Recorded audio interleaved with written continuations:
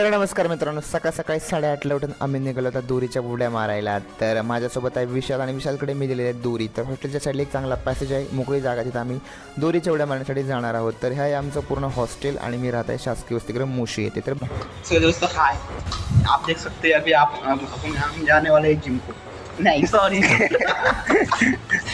इसको रोपवे बोलते, रोपवे. ओ सर हा सकाळ सकाळी उठून म्हणतो आम्ही चाललो जिमला, पण आम्ही जिमला जातच नाही आणि मला पण माहीत नाही इंग्लिशमध्ये काय म्हणताय नेमकं. तर मी म्हणत त्याला रोपवे. तर रोपवे नाही आहे, काहीतरी वेगळंच म्हणतात त्याला उड्या मारण्याला. तर बघूयात आता. विशाल आला आणि पटापटा पटापटा त्याला वाटलं की मी लय मोठ्या उड्या मारतो काय की. तर 50 उड्या मारला आणि विशाल थकला इथे.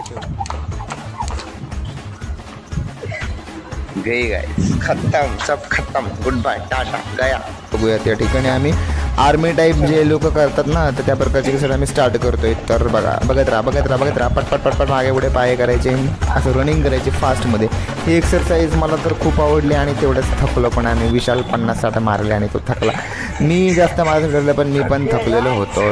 तर आता वरती जाऊन उड्या मारायचं आम्ही ठरवलं. त्याच्यानंतर एकदम सावकाश आणि एकदम फास्ट, जवळपास मी 1000 उड्या मारल्या. एकदम फास्ट आहे, तुम्ही बघू शकता बघ किती स्पीड आहे. मी स्पीड वाढवलेली बिलकुल नाही आहे आणि माझं भाषण 150 किलोमीटर प्रति आवर की स्पीड थी.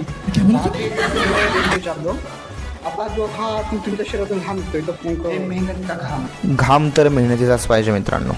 ये डेवलपिंग स्टेट में है, डेवलप नहीं है अभी, तो हम आगे जाके बहुत बड़ी बॉडी बनाएंगे. तर असं करत करत मी परत 700-800 उड्या मारल्या. असं करून मी जवळपास 1500 उड्या मारल्या आणि नंतर मला वाटलं आता पुशअप पण केले पाहिजे. त्याच्यामुळे मी पुशअपला लागलो आणि 15-20 पुशअप मारले. त्याच्यानंतर मी खूप जास्त थकलो, कॉलेजला जायचं, त्याच्यामुळे नंतर मी उरकलं आणि कॉलेजला मी गेलो.